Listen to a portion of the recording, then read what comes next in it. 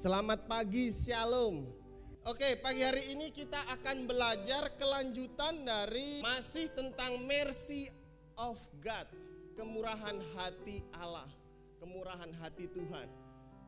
Itu adalah gambar para pekerja yang kerja di kebun anggur. Saya cari ilustrasi aja. Boleh dibuka Matius 20 ayat 1 sampai 16. Nanti saya bacakan dengan cepat, Bapak Ibu Saudara boleh menyimaknya dengan baik. Perumpamaan tentang orang-orang upahan di kebun anggur. Adapun hal kerajaan sorga sama seperti seorang tuan rumah yang pagi-pagi benar keluar mencari pekerja-pekerja untuk kebun anggurnya. Setelah ia sepakat dengan pekerja-pekerja itu mengenai upah sedinar sehari, ia menyuruh mereka ke kebun anggurnya. Kira-kira pukul 9 pagi ia keluar pula dan dilihatnya ada lagi orang-orang lain yang menganggur di pasar. Katanya kepada mereka, "Pergi jugalah kamu ke kebun anggurku dan apa yang pantas akan kuberikan kepadamu." Dan mereka pun pergi. Kira-kira pukul 12 dan pukul 3 petang ia keluar pula dan melakukan sama seperti tadi. Kira-kira pukul 5 petang ia keluar lagi dan mendapati orang-orang lain pula. Lalu katanya kepada mereka, "Mengapa kamu menganggur saja di sini sepanjang hari?" Kata mereka kepadanya, "Karena tidak ada orang mengupah kami." Katanya kepada mereka, "Pergi jugalah kamu ke kebun anggurku." Ketika hari malam, tuan itu berkata kepada mandornya, "Panggillah pekerja-pekerja itu dan bayarkan upah mereka, mulai dengan mereka yang masuk terakhir hingga mereka yang masuk terdahulu." Maka datanglah mereka yang mulai bekerja kira-kira pukul 5 dan mereka menerima masing-masing 1 dinar. Kemudian datanglah mereka yang masuk terlebih dahulu, sangkanya akan mendapat lebih banyak, tetapi mereka pun menerima masing-masing 1 dinar juga. Ketika mereka menerimanya, mereka bersungut-sungut kepada tuan itu. Katanya, "Mereka yang masuk terakhir ini hanya bekerja 1 jam saja, dan engkau menyamakan mereka dengan kami yang sehari suntuk bekerja berat dan menanggung panas terik matahari." Tetapi tuan itu menjawab seorang dari mereka, "Saudara, aku tidak berlaku tidak adil terhadap engkau. Bukankah kita telah sepakat sedinar sehari? Ambillah bagianmu dan pergilah. Aku mau memberikan kepada orang yang masuk terakhir ini sama seperti kepadamu. Tidakkah aku bebas mempergunakan milikku menurut kehendak hatiku? Atau iri hatikah engkau karena aku murah hati? Demikianlah orang yang terakhir akan menjadi yang terdahulu, dan yang terdahulu akan menjadi yang terakhir." Amin untuk kebenaran firman Tuhan. Coba slide-nya boleh diklik. Perumpamaan ini bukan tentang pekerjaan. Konteksnya adalah Yesus memberikan contoh yang menjelaskan tentang mereka yang menjadi anggota kerajaan Allah berkaitan dengan ayat sebelumnya. Bapak Ibu Saudara, kalau lihat ayat ini secara konteks pekerjaan, maka ayat ini mengajarkan hal yang kurang tepat gitu loh. Masa yang kerja dari subuh terus ada yang ditulis di situ. Ayat 12. "Mereka yang masuk terakhir hanya bekerja 1 jam dan engkau menyamakan mereka dengan kami yang sehari suntuk." Sampai ditulis suntuk di situ. Sehari suntuk bekerja berat dan menganggung panas terik matahari. Lembaga Alkitab Indonesia mengartikan ada sehari suntuk. Berarti mereka dah lepah gitu. Orang Putus Sibo bilang bahasa sini itu lepah gitu. Nah, kalau kita lihat tentang pekerjaan tentu nggak fair ya kan. Yang kerja sejam kok sama dengan yang kerja dari subuh. Tapi ini bukan tentang pekerjaan. Ini hanya sebuah contoh. Yesus sedang memberikan perumpamaan tentang kerajaan Allah. Loh Pak, kok bisa? Coba cek ayat sebelumnya. Makanya kalau kita baca Alkitab, kita nggak boleh lepas-lepas ayat gitu. Oh ini ayatnya bagus untuk saya, oh ini ayatnya kurang bagus untuk kamu aja. Nggak boleh kayak gitu. Coba dilihat di Matius 19 ayat 14. Yesus memberkati anak-anak dari ayat 13 ya. Lalu orang membawa anak-anak kecil kepada Yesus supaya meletakkan tangannya di atas mereka, mendoakan mereka, tapi murid-murid memarahi orang-orang itu. Tetapi Yesus berkata, biarkanlah anak-anak itu, jangan menghalang-halangi mereka datang kepadaku. Sebab orang-orang yang seperti itulah yang empunya kerajaan surga. Lalu ia meletakkan tangannya atas mereka, kemudian ia berangkat dari situ. Anak-anak. Yesus ngomong di ayat sebelumnya bahwa orang-orang yang seperti anak-anak itulah yang datang kepadaku, itu yang akan punya kerajaan surga. Di sini tidak dikatakan wataknya kayak anak-anak. Tahu watak anak-anak? Dikasih tahu ngeyel gitu ya. Bukan di situ poinnya. Poinnya begini, memiliki hati yang tulus, datang kepada Tuhan seperti anak-anak. Bukan memiliki hati yang bulus. Beda satu huruf aja gitu loh. Miliki hati yang tulus, datang kepada Tuhan, mencari Tuhan, bukan memiliki hati yang bulus. Apa itu hati yang bulus? Bukan Lebak Bulus ya Bu ya, yang di Jakarta Selatan ya. Bukan. Hati yang bulus itu hati yang apa ya? Kayaknya kalau aku ke gereja ini dapat apa ya? Nah, kayaknya kalau aku pelayanan di gereja itu feedbacknya apa sama aku ya? Nah, kalau kita datang kepada Tuhan hanya mengharapkan sesuatu, contoh nih, kita lagi berbeban berat. Datang kepada Tuhan, oh Tuhan tolong saya ini banyak masalah begini begitu Tuhan. 1 jam kita berdoa, kita isinya cuman apa? Ngomel. Terus Tuhan mau ngomong gitu loh, mau ngobrol, itu udah selesai. Saya belajar, saya juga sedang belajar Bapak Saudara. Karena sekolah yang yang sesungguhnya itu sekolah kehidupan gitu. Kalau sekolah teologi mungkin 4 tahun ya Bu ya. Ditambah S2 2 tahun, kalau kuliah doktor lagi 5 tahun. Setelah itu masih hidup enggak? Masih hidup. Sekolah yang sepanjang umur adalah sekolah kehidupan. Nah, saya juga belajar Bapak Saudara. Ketika datang kepada Tuhan enggak banyak ngomel dulu, tapi merendahkan diri dulu kepada Tuhan. Coba Geo. Biar belas kasihan-Mu Bapa penuhi hati kami, curahkan kuasa Roh Kudus, api kemuliaan-Mu, api kemuliaan-Mu membakar hati yang rindu untuk melayani-Mu sampai seluruh negeri ini, sampai seluruh bumi ini dipenuhi api kemuliaan. Amin. Api kemuliaan-Mu. Ketika kita datang kepada Tuhan, minta apa? Minta belas kasihan Tuhan. Amin. Belas kasihan Tuhan itu penting dari kita. Kemurahan-Mu lebih dari hidup. Kemurahan-Mu, kemurahan-Mu lebih dari hidup, lebih dari hidup.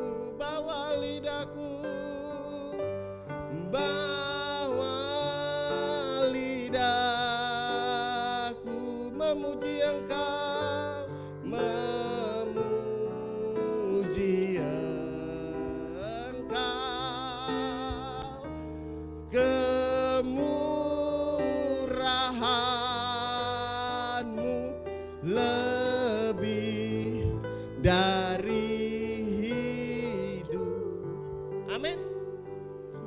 bisa hidup pagi hari ini itu semua karena kemurahan Tuhan.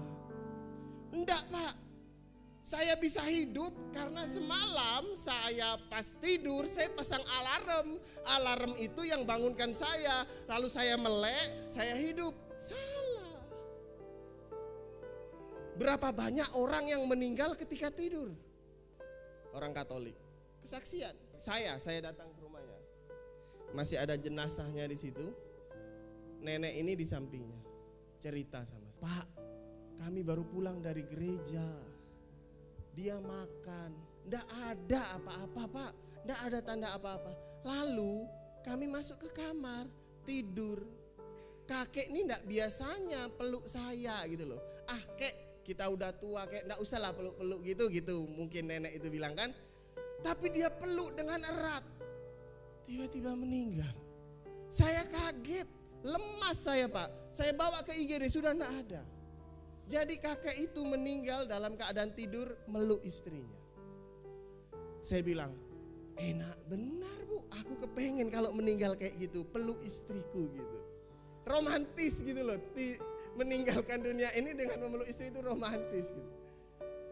Nah saya bilang begini, kita nggak tahu kapan kita dipanggil Tuhan. Yang kita tahu, yang kita butuhkan adalah kemurahan Tuhan, belas kasihan Tuhan. Amin. Lanjut, perumpamaan ini segera diikuti oleh perumpamaan lain yang diakhiri dengan kata-kata yang sama. Yang terdahulu akan menjadi yang terakhir dan yang terakhir akan menjadi yang terdahulu. Matius 19 ayat 30, Matius 20 ayat 16. Bapak Ibu Saudara, kalau dilihat ya kan? Kata penutupnya, demikianlah orang yang terakhir akan yang menjadi yang terdahulu dan yang terdahulu akan menjadi yang terakhir. Itu di pasal 19 ayat yang ke-30 juga ngomong begitu. Tetapi banyak orang yang terdahulu akan menjadi yang terakhir dan yang terakhir akan menjadi yang terdahulu. Sudah dijelaskan beberapa minggu lalu bahwa ini bukan sekedar pembalikan, bukan. Ini adalah berita baik bagi generasi kita, amin. Tidak mungkin dong tiba-tiba Tuhan datang seumpama Darlin masih 4 tahun. Darlin bisa apa? Apa yang sudah dia kerjakan anak saya yang paling kecil. Tapi semuanya sama, mendapatkan kerajaan Allah. Jadi kita itu sebuah berita penghiburan bahwa anak cucu kita kalau di khotbah gembala senior yang di El Sadai Pak Wilan, saya itu selalu berdoa, saya lihat di YouTube-nya beliau ngomong gitu. Saya selalu berdoa untuk anak-anak cucu cicit yang belum saya lihat. Supaya apa? Supaya mereka mengenal Tuhan.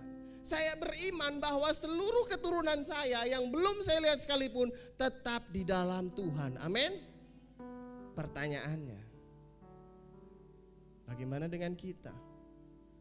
Yang kelihatan suami istri aja atau mama bapak kita yang ada di samping, jarang kita doain. Terserah, mau ke gereja, enggak ke gereja, terserah, urus sendiri. Aduh, ingatin, kita punya tanggung jawab. Untuk apa? Untuk mengingatkan. Ingat bulan lalu tentang Lazarus yang ada di bangkuan Abraham sama orang kaya yang masuk. Dia mau berubah ketika udah di alam maut, gak bisa. Lalu dia ngomong, Bapak Abraham, tolong kasih tahu Lazarus supaya balik lagi ke dunia orang hidup. Kasih tahu saudara-saudaraku di situ supaya mereka takut akan Tuhan, bertobat lagi tuh. Kata Bapak Abraham, ada di situ hukum Musa dan kitab-kitabnya. Jika mereka tidak percaya itu, bahkan orang yang bangkit dari kematian pun ngingatin itu gak percaya. Selama kita masih hidup, selama kita masih bisa baca Alkitab, yuk kita baca Alkitab. Saya suka ingatkan, yuk kita update status di WA kita 1 ayat 1 hari. Jadi untuk apa? Untuk mengingatkan kita dan melatih diri kita. Mungkin 1 hari 1 ayat, naik lagi 1 pasal, naik lagi 1 kitab. Amin. Karena kemurahan Tuhan dan belas kasihan Tuhan itu yang membuat kita hidup, bukan hal yang lain. Ada Pak Bidel? Pak Bidel ini seorang TNI. Kalau TNI itu punya slogan, benar nak Mbak? Jangan tanya pada negara apa yang negara berikan kepadamu, tapi tanyalah pada dirimu apa yang bisa kamu berikan pada negara. TNI, Polri, mungkin semua bisa begitu. Para mungkin PNS, pengabdi negara semua begitu. Bagaimana kita kepada Tuhan kita yang menciptakan kita, yang membuat kita dari debutan tanah dihembuskan nefes hayim ruah. Ada roh Allah dalam diri kita. Apakah kita waktu datang kepada Tuhan, berdoa sama Tuhan, kita masih tanya, Tuhan apa yang bisa Tuhan kasih ke aku supaya aku tetap datang kepada Tuhan? Apa Tuhan apa? Tetanggaku tuh mobilnya baru terus setiap hari, HP-nya itu ganti terus Tuhan. Memang punya mobil, punya showroom mobil gitu Pak, punya konter HP jadi ganti terus. Jangan ukur sebuah kesuksesan dengan orang lain. Enggak. Belas kasihan Tuhan, bahkan saya bilang begini. Ada satu hamba Tuhan yang namanya Timotius Arifin. Siapa yang tahu? Di GBI Rock Lembah Pujian di Bali. 2016 saya sempat datang ke tempatnya. Memang besar. Tapi beliau tidak memiliki anak. Apakah Tuhan tidak berbelas kasihan kepada beliau supaya dia tidak punya anak? Tapi beliau melayani Tuhan dan banyak anak-anak rohaninya. Amin. Jangan bilang begini, oh Pak, Tuhan itu pilih kasih yang yang sana dikasih anak sampai 10, cobalah kasih ke aku 1. Enggak. Belas kasihan Tuhan dalam hidup kita tidak diukur dari hal itu. Bukan dari harta, bukan dari anak, bukan dari mobil, bukan dari hal-hal yang fana di dunia ini. Tapi bagaimana Tuhan memberikan kehidupan kekal kepada kita. Amin. Bagi pekerja yang subuh maupun yang jam 9, jam 12, jam 3, jam 5 sore, semuanya dikasih untuk masuk dalam kerajaan Allah. Itu kedaulatan Tuhan, kemurahan hati Tuhan. Oke, lanjut. Nah, ini 4 poin yang udah dibaca, yang udah dibahas 2 minggu lalu, poin 1, poin 2. Kita di poin 3 dan poin 4. Kemurahan hati Allah dan belas kasihannya untuk umatnya. Yang keempat, milikilah motivasi yang benar sebagai penerima kasih karunia. Lanjut. Kemurahan hati Allah dan belas kasihannya untuk umatnya. Apakah Allah tidak adil dalam memberikan belas kasihan? Apakah kemurahan hati Allah pilih-pilih? Tentu saja tidak. Coba dibuka Roma 9 ayat 14-16. Jika demikian, apakah yang hendak kita katakan? Apakah Allah tidak adil? Mustahil, kata Paulus menulis ke jemaat di Roma. Sebab ia berfirman kepada Musa, aku akan menaruh belas kasihan kepada siapa aku menaruh belas kasihan, dan aku akan bermurah hati kepada siapa aku mau bermurah hati. Jadi hal itu tidak tergantung kepada kehendak orang atau usaha orang, tetapi kepada kemurahan hati Allah. Amin. Paulus mengutip kejadian yang dialami oleh Musa. Kejadiannya apa? Saya ceritakan singkat ya, kita tidak usah buka Keluaran. Kejadiannya Musa bertemu dengan Tuhan dan naik ke gunung Tuhan. Terus murid-murid bangsa Israel ini sama Harun, mereka bikin anak lembu emas. Dan Musa ngomong sama Tuhan, Tuhan tolonglah, jangan hapuskan, jangan hukum bangsa ini. Kalau enggak, hapuskan aja namaku dari kitab kehidupan. Jadi Musa itu sampai berdialog sama Tuhan. Musa itu sampai berdialog. Tapi Tuhan jawab begini, Musa, aku tuh ngasih belas kasihan kepada orang yang aku kasihi. Aku bermurah hati kepada siapa yang aku bermurah hati. Perumpamaan ini yang sedang dijelaskan Yesus kepada murid-muridnya, bahwa mau yang masuk jam 4 subuh, yang pagi atau yang sore, yang kerja cuma sejam, itu adalah hak kedaulatan Tuhan. Amin. Pak, anak itu masih 5 tahun, kenapa dipanggil Tuhan?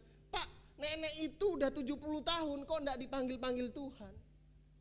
Masalah kelahiran, kematian, itu semua kedaulatan Tuhan. Siapa yang bisa ngatur?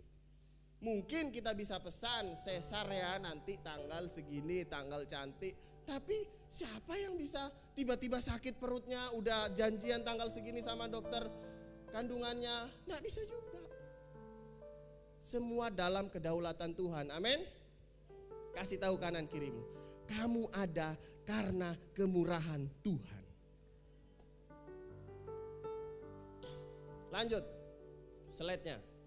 Tidak ada muatan obligasi atau kewajiban dalam belas kasihan. Definisi belas kasihan itu memberikan sesuatu yang gak pantas diberikan.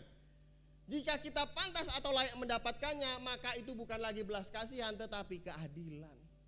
Belas kasihan itu definisinya memberikan sesuatu yang gak pantas bagi seseorang. Pantas gak kita masuk surga? Pantaskah kita menerima kerajaan surga?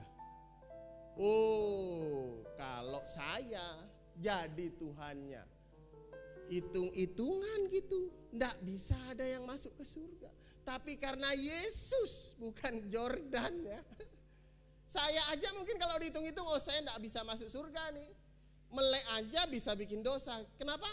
Pikiran. Dosa itu bukan ketika kita sudah membuat sebuah tindakan, tapi dimulai di pikiran aja itu sudah berdosa. Berapa banyak dosa yang kita buat selama satu hari? Layakkah kita masuk ke dalam kerajaan surga? Enggak layak. Semua apa? Karena kasih karunia. Amin.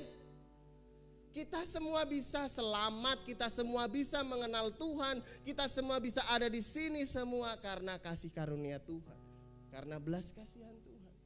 Lanjut. John Stott. John Stott itu adalah penginjil dari Inggris, banyak bukunya. Dia katakan gitu, because the basis of which God deals savingly with sinner is not justice but mercy. Karena dasar di mana Allah menyelamatkan orang berdosa bukanlah keadilan tapi belas kasihan. Karena begitu besar kasih Allah kepada dunia ini. Kasih Allah begitu besar, belas kasihannya begitu besar kepada mana? Dunia ini. Sehingga dia mengaruniakan anaknya yang tunggal, supaya setiap kita yang percaya, amin. Ingat, keselamatan itu untuk semua orang, bahkan semua makhluk manusia ya di bumi ini. Tapi yang memperoleh kehidupan kekal itu hanya yang percaya. Pertanyaannya, berapa banyak keluarga kita yang masih belum percaya kepada Tuhan? Ini menarik Bapak Saudara. Ketika kita percaya kepada Tuhan yang tidak kelihatan, itu belajarnya gimana? Percaya kepada istri, percaya kepada suami, percaya kepada anak yang kelihatan. Bagaimana kita bisa percaya Tuhan yang gak kelihatan, kita sama istri aja gak percaya. Gitu saudara. Jadi harus ada saling kepercayaan antara suami istri, antara mama dan anak. Supaya apa? Supaya melatih kita juga untuk percaya kepada Tuhan. Oh enggak, saya percaya pada Tuhan, tapi saya enggak percaya Pak, istri saya di sana Pak. Enggak tahu dia bikin apa di sana. Saya enggak tahu. Nah, gimana? Sama istri sendiri yang kelihatannya enggak percaya, apalagi sama Tuhan yang enggak kelihatan. Lanjut. Semua pelayanan sama penting di hadapan Allah. Ini yang saya udah bilang tadi. Yesus mengajarkan bahwa di dalam kita melayani, kasihnya harus jadi dasar utama menggerakkan kita untuk mengasihi dia dan sesama. Amin. Jadi ketika kita melayani sesama kita, mau melayani saudara, anak, suami, istri, itu harus didasari oleh kasih. Lanjut. Semua yang Allah berikan bersumber dari anugerahnya. Amin. Mungkin Bapak Ibu Saudara sekarang bisa punya deposit ber-MM. Di mana? Di tabungan. Kalau saya depositnya berember-ember. Bukan ber-MM tapi berember-ember untuk nampung air gitu kan. Bukan ber-MM. Itu karena apa? Karena usaha saya Pak. Saya kerja siang dan malam. Kerja terus. Yang ngasih kekuatan siapa? Yang ngasih napas siapa? Lupa bahwa Semuanya karena kasih karunia Tuhan. Amin. Lanjut. Nah, poin yang keempat. Milikilah motivasi yang benar sebagai penerima kasih karunia. Kelompok yang pertama tadi, menyemangati diri mereka dalam bekerja itu adalah upah. Tuannya tadi datang pagi-pagi, aku ada kebun anggur tuh, dipetik gitu ya. Latar belakangnya itu bahwa kalau kebun anggur di sana itu mau panen itu dekat dengan musim hujan. Kayak kita ini udah musim hujan kan, musim panennya beberapa bulan yang lalu. Jadi anggur ini harus cepat-cepat dipanen. Kalau enggak kena air hujan, kualitasnya pun akan jadi rusak, mungkin akan busuk. Nah, makanya dia cari pekerja pagi-pagi benar tuan ini. Cari pekerja supaya kerjakan kebun anggurnya dipetik. Sepakat sedinar. Lalu karena dilihat pekerjaan anggurnya pun masih banyak, cari lagi. Sampai lihat, coba Bapak Ibu Saudara tadi. Di Matius ada hal menarik yang perlu digaris bawahi tadi. Bagaimana sikap tuan itu kepada para pekerjanya. Ayat 6. Kira-kira pukul 5 petang ia keluar lagi dan mendapati orang-orang lain pula. Lalu katanya kepada mereka, mengapa kamu menganggur saja di sini sepanjang hari? Kata mereka kepadanya, karena enggak ada orang yang mengupah kami Tuan. Katanya kepadanya, pergi jugalah kamu ke kebun anggurmu. Tuhan enggak mau potensi yang ada di dalam diri kita itu nganggur. Amin. Apa talenta? Pak, saya kayaknya enggak punya talenta apa-apa Pak. Saya nyanyi enggak bisa, ngomong enggak bisa. Bisa doa enggak? Bisa doakan orang lain. Itu talenta. Talenta itu bukan hanya nyanyi, bukan hanya main musik, bukan hanya berkhotbah, tapi mendoakan orang lain, mengunjungi orang yang sakit itu juga talenta. Apa potensi yang Tuhan berikan dalam hidupmu? Temukan dan kerjakan. Karena ketika kita datang kepada Tuhan, bukan seberapa banyak harta yang kamu miliki yang ditanya sama Tuhan. Tapi pertanyaannya, berapa jiwa yang kamu menangkan untukku? Amin. Udah berapa tahun kita jadi Kristen? Berapa jiwa yang sudah? Bapak Ibu Saudara, jangan dulu bawa ke gereja, jangan dulu bawa ke gereja. Ngomong aja, berapa banyak Bapak Ibu Saudara ngomong sama kawannya, yuk ke gereja, yuk kita ingat Tuhan, yuk kita doa. Gitu aja, itu sudah memberitakan Injil. Gak perlu bawa Alkitab, debat-debat teologi. Oh, di warung kopi mau debat teologi, bawa Alkitab, diusir kita. Cukup beritakan aja. Kok kamu makin ganteng? Iyalah, aku kan anak Tuhan karena makin ganteng. Kamu mau ikut ganteng dah? Itu bisa mungkin di komunitas kita bercanda gitu kan. Kok aku lihat kamu mukanya makin cerah gitu. Kemarin-kemarin kamu agak suram. Iya, aku sekarang dah sering doa sama Tuhan. Kamu kalau mau cerah, ayo kita doa gitu. Lewat hidup kita aja, yang simpel-simpel aja baru penginjilan. Jangan ketika kita lagi ngerokok, ke gereja yuk. Nggak usah kamu ngerokok. Kita pun masih ngerokok. Ketawa Pak ini, Pak siapa? Pak Tumpal. Ke gereja yuk. Dia masih gitu. Pertobatan itu untuk merubah orang lain itu gampang Bapak Saudara. Yang susah itu merubah diri sendiri. Benar enggak? Ngerubah orang lain itu tinggal ngomong, kamu jangan gitu. Tapi ketika kita ngomong di kaca, kamu jangan gitu, susah. Lanjut. Berbeda dengan pekerja kelompok yang kedua. Ini berbeda. Mereka diterima untuk bekerja, sama sekali nggak ada kontrak kerja, kesepakatan tentang upah. Mereka bekerja atas kemurahan hati si Tuan, dan mereka inginkan adalah kesempatan untuk bekerja. Mereka rela dibayar berapapun untuk si Tuan dan menyerahkan besaran upahnya kepada si Tuan. Mereka percaya kepada perkataan si Tuan yang berkata, apa yang pantas akan kuberikan kepadamu. Amin. Yuk kita miliki hati kayak kelompok yang kedua ini ketika datang kepada Tuhan. Tuhan, apa yang pantas Engkau berikan dalam hidupku, berikanlah. Aku tahu Kau pasti berikan yang terbaik. Aku kepengen ini Tuhan, banyak list. Aku kepengen jadi ini Tuhan. Saya suka ajarin di anak youth kan, saya bilang 5 tahun ke depan kan mau jadi apa? Di list saja banyak-banyak, cita-citanya apa? Tidak apa-apa, omongkan ke Tuhan. Bahkan tulis, suamimu pengen kayak apa? Oh, saya kepengen suami saya itu ganteng, pakai kacamata. Bisa tulis aja di situ. Ngomong ke Tuhan, tidak masalah. Tapi endingnya, catatannya ini, aku serahkan kepada Tuhan. Biar kehendak Tuhan yang jadi, biar belas kasihan Tuhan sendiri yang memberikan terbaik dalam hidupku. Amin. Mari kita bangkit berdiri.